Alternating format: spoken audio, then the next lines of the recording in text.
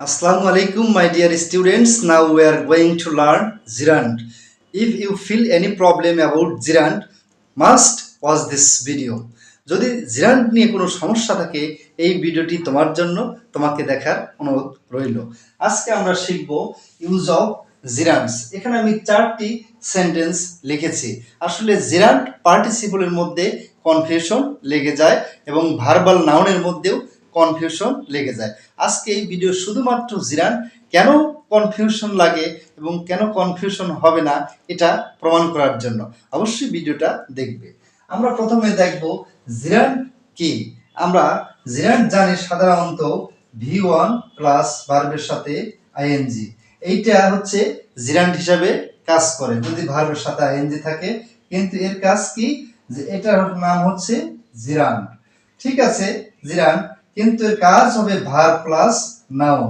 যদি verb plus নাউনের কাজ করে তাহলে সেটা হবে হচ্ছে জিরান্ড। আবার বলছি, ভার্ব প্লাস নাউনের কাজ করতে হবে তাহলে সেটা হবে কি জিরান্ড। এখন আমরা কোথায় জিরান্ড, পার্টিসিপল তো ভার্ব প্লাস আইএনজি, এর মধ্যে পার্থক্য কি? তাহলে জিরান্ডের প্রিয় বন্ধুরা একটি জিনিস আমরা খেয়াল রাখবো, যখন জিরান্ড হবে ওই সেন্টেন্সের ভিতরে দেখবো ভার্বের সাথে তো আইএনজি আছে, অবশ্যই সেটা ভার্ব প্লাস নাউনের কাজ করেছে, এটাও ঠিক আছে, কিন্তু দেখবো যে আমরা সেটা হচ্ছিল জিরান্ড যখন হবে অবশ্যই আমরা খেয়াল করব সেটা চলমান কিনা। চলমান কিনা, যদি চলমান হয় তাহলে সেটা জিরান্ড হবে না। আর যদি কি হয় স্থিতিশীল, অর্থাৎ স্থিতিশীল, যদি স্থিতিশীল হয় তাহলে সেটা হবে জিরান্ড। তাহলে এই জিনিসটা আমরা খেয়াল করব, এটা হচ্ছে জিরান্ড হলো স্থিতিশীল, অর্থাৎ মানে নড়াচড়া করতে পারে না। আর পার্টিসিপল যখন হবে সেটা হবে হচ্ছে চলমান, অর্থাৎ গতিশীল। তাহলে এই সেন্টেন্সগুলোতে আমরা এখন ক্লিয়ার ধারণা নিয়ে, তাহলে 1 নম্বর বাক্যে লিখেছি take exercise is good for health, অর্থাৎ মানে টেক এক্সারসাইজ ব্যায়াম করা স্বাস্থ্যের জন্য ভালো। এখন এখানে কিন্তু আমি শুধুমাত্র সহজ অ্যান্সার মানে ব্র্যাকেট দিয়েছি, কিন্তু পরীক্ষায় এভাবে নাও আসতে পারে। কিভাবে আসতে পারে? টেকিং এক্সারসাইজ, এখানে টেকিং অ্যান্সার হবে, কি কারণে জিরান্ড হিসেবে বসেছে। এখন এই আন্ডারলাইন ওয়ার্ড করা থাকে টেকিং কোন পার্টস অফ স্পিচ, অথবা নিচের কোনটি, মানে টেকিং শব্দটা নিচের কোনটি হবে, অর্থাৎ পার্টিসিপল, জিরান্ড, ভার্বাল নাউন, অর্থাৎ নান অফ দিস। তাহলে এখানে টেকিং হলো জিরান্ড। এখন আমরা খেয়াল করি কেন আমরা বললাম যে স্থিতিশীল আর গতিশীল।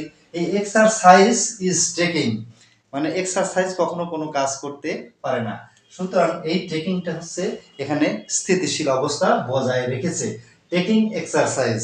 আর যদি আমরা শুধু এক্সারসাইজ ইজ টেকিং উল্টায় দেই, এক্সারসাইজ একটা আমরা কি বলবো ওয়ার্ড বা বস্তু, বস্তু বলা যাবে না আর কি, যাই হোক মানে একটা বস্তুবাচক বিষয়টা। তাহলে এখানে গেল 2 নম্বরে যখন আমরা আসবো হি ইজ ফন্ড অফ, আমরা সাধারণত জানি ফন্ড অফ এর পরে ভার্বের সাথে আইএনজি হয়, এখানে ক্যাস আছে, তারপরেও এখানে আমরা মানে সেই নিয়মে যাব না, এখানে আমরা ব্যবহার করব হচ্ছে জিরান্ড, ক্যাচিং। তাহলে ক্যাচিং ফিশ, এইখানে যদি আমরা বলি ফিশ ইজ ক্যাচিং, মাছ মাছ ধরছে, তাহলে মাছ কখনো ধরতে পারে না, অন্য কেউ ধরছে, তাহলে এটাও কিন্তু ফিশ ইজ ক্যাচিং এটা হচ্ছে না, মানে I am catching fish, he is catching fish এটা হতে পারে।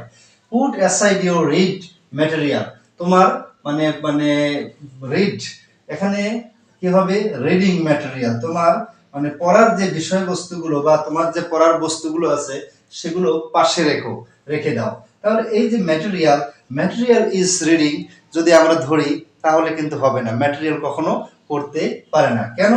এই যে জিনিসটা আমরা একটু লিখেই দিই তাহলে ক্লিয়ার হবে, ম্যাটেরিয়াল ইজ রিডিং।